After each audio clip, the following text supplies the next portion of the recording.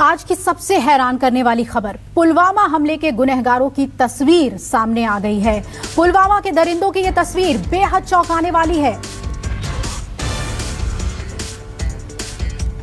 हमले को अंजाम देने वाले जो चेहरे हैं वो अब सामने आ गए हैं और गुनहगारों की ये टीवी पर पहली बार तस्वीर आप देखेंगे। चेहरे पर RDX लगाकर इन्होंने तस्वीर खिंचवाई है और ये देखिए, यही हैं वो गुनहगार और इनकी एक्सक्लूसिव तस्वीर सिर्फ न्यूज़ 24 पर। चेहरे पे इन्होंने RDX लगाया हुआ है। पुलवामा हमले के ये गुनहगार हैं जिनकी एक्सक्लूसिव तस्वीर अब आपके सामने है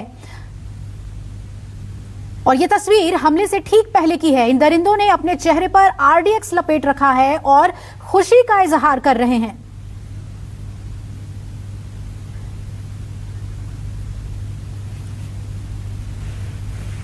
और श्रीवत्सल मेरे सहयोगी ज्यादा जानकारी के साथ जुड़ रहे हैं। श्रीवत्सल, पुलवामा हमले के गुनहगारों की तस्वीर सामने आई है, क्या जानकारी मिल पा रही है इस तस्वीर में? काफी कुछ है, RDX चेहरे पे लगाया हुआ है इन्होंने। ये एक्सक्लूसिव तस्वीर क्या कुछ कह रही है? जी देखिए, जो एक तस्वीर हम एक्सक्लूसिव दिखा रहे हैं अपने दर्शकों को, वह फरवरी साल 2019 का यह पूरी तस्वीर है। पुलवामा अटैक के कुछ ही करीब 3 दिन पहले ये तस्वीर इन लोगों ने खींची थी। बाकायदा इन्होंने एक RDX अपनी गाड़ी में भरा था, मारुति सुजुकी गाड़ी थी वो, तो उस गाड़ी में भरा था। उसके बाद जो इनके हाथ RDX पाउडर के कारण पूरे हो गए थे और उससे अपने RDX पाउडर का अपने मुंह पे लगाया। बाकायदा इन तीनों ने अपनी सेल्फी ली है और इन तीनों आरोपियों की आज तस्वीर चार्जशीट में NIA ने जो फाइल की है, 13,500 पेज की चार्जशीट, उसके दौरान अदालत में लगाई है और इनका नाम मोहम्मद उमर फारूक, समीर डार और आदिल डार बताया जा रहा है। और सबसे बड़ी बात है कि पुलवामा अटैक का जो मास्टरमाइंड आदमी है, जो मास्टरमाइंड शख्स है, वह कंधार हाईजैक जिसने किया था उस आतंकी का बेटा भी है। तो अपने आप में NIA की चार्जशीट में काफ़ी कुछ जानकारियां दी गई है जो कि चौंकाने वाली है और बताया गया है कि ये जो मुख्य आरोपी है उमर फारूक, वह है उसके पिता, ये दोनों ही आतंकी संगठन से काफ़ी सालों से ताल्लुक़ रखते थे। बाकायदा इसने ISI के और जैश के ट्रेनिंग कैंपों में उमर फारूक ने कई ट्रेनिंग भी ली है लंबे वक्त तक और उसे भारत में इसी तरह का दूसरा हमला करने की भी इन लोगों के जरिए एक बड़ी साजिश रची जा रही थी। लेकिन जो इंडिया की तरफ से पुलवामा अटैक के बाद या इंटरनेशनल लेवल पर जो प्रेशर बनने लगा था, उसके बाद आतंकी संगठनों को अपना ये इरादा टालना पड़ा। लेकिन ये पुलवामा जैसे ही किसी एक और हमले को अंजाम देने की पूरी तरह फिराक में भी थे।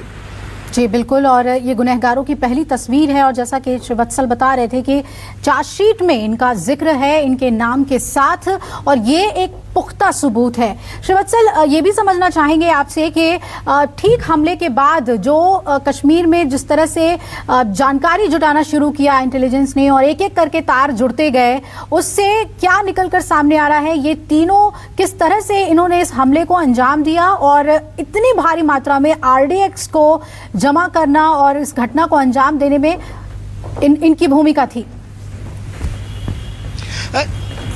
जी बिल्कुल, देखिए इतना तो तय है कि ये जैश से जुड़े हुए आतंकी थे। इन्हें एक खास प्लान के तहत ही यहाँ पर भेजा गया था और वो प्लान पुलवामा अटैक वाला था। तो इन्होंने बाकायदा अपनी ओर से जिस तरह के हमले की वारदात को दी, जिस तरह से RDX किस तरह से गाड़ी में भरना है, किस तरह से उसे ले जाकर सीधा एक्सीडेंट करना, तो इस तरह के तमाम इन लोगों को ट्रेनिंग पहले ही दे चुकी थी। ऐसी करीब 3 टीमें, अगर मैं चार्जशीट की बात करूँ NIA की जो 13,500 पेजों की है, उसमें बताया गया कि 3 टीमें। बिल्कुल श्रीवत्सल, हम आपके पास लौटते हैं। कर्नल दानवीर सिंह हमारे साथ जुड़ रहे हैं। दानवीर सिंह जी, इस वक्त हम न्यूज़ 24 पे एक्सक्लूसिव तस्वीर दिखा रहे हैं। पुलवामा हमले के जो गुनहगार हैं, चेहरे पर उन्होंने RDX मला हुआ है और सेल्फी ली है। खुशी भी है चेहरे में, जो ऑपरेशन को अंजाम देने से पहले। इसे किस तरह से हम देखें? ये जो NIA की चार्जशीट है उसमें बेहद अहम है ये बहुत अहम है। इसको 2 तरीके से देखेंगे। एक तो ये इस्लामी जुनून है, आतंकवाद का चेहरा है, जो ये सेलिब्रेट करते हैं और यंग लड़कों को, यंग बच्चों को बरगलाने की कोशिश करते हैं कि आप ये नेक काम कर रहे हैं और इसको करने के बाद आप जन्नत में जाएंगे और वहां आपका स्वागत 72 हूरों से होगा। और दूसरी तरफ जहां तक इस NIA की चार्जशीट का सवाल है, ये बहुत अहम है। इससे हिंदुस्तान को बहुत मजबूती मिलेगी जब अपना पक्ष वो यूनाइटेड नेशंस जैसे फोरम में रखेगा जहां पर कई प्रयासों के बावजूद हिंदुस्तान मसूद अजहर को अंतर्राष्ट्रीय ग्लोबल टेररिस्ट साबित करने में असफल रहा, क्योंकि चाइना आड़े आता रहा। लेकिन अब इस चार्जशीट के अंदर इस प्रकार के कई डिजिटल प्रूफ्स हैं जो कि मसूद अजहर, उसका जैश-ए-मोहम्मद और आईएसआई की कारकर्दगी को पूरी तरह एक्सपोज करता है और हिंदुस्तान का जो मौकिफ है उसको बड़ी मजबूती से रखता है। तो ये एनआईए की चार्जशीट बहुत बहुत अहम है। जी बिल्कुल। और सबसे बड़ी बात कर्नल दानवीर सिंह जी कि किस तरह से युवाओं को, यंगस्टर्स को टेररिज्म में इंट्रोड्यूस करते हैं, इन्वॉल्व करते हैं और बड़े ऑपरेशंस के लिए उन्हें बलि चढ़ा दिया जाता है। यही एक तरीका रहा है इन इस्लामी जिहादिस्ट का पूरे ग्लोबल उसमें।